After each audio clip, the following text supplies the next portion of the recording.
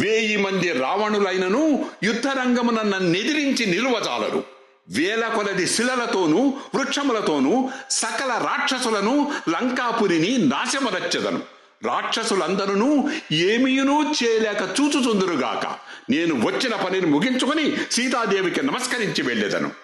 ఈ విధముగా హనుమంతుడనర్చిన భీషణ ధ్వనులకు రాక్షస కింకర్లందరూ భయముతో గడగడ వణికిరి.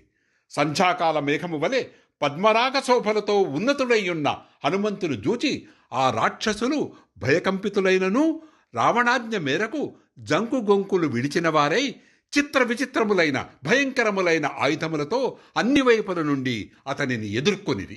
అట్లు రాక్షస వీరులు చుట్టుముట్టగా మహాబలశాలి అయిన హనుమంతుడు ముఖద్వారమునకు బిగించిన భయంకరమైన ఇనుపగదను చేతపట్టి రాక్షస వీరులందరినీ హతమార్చను.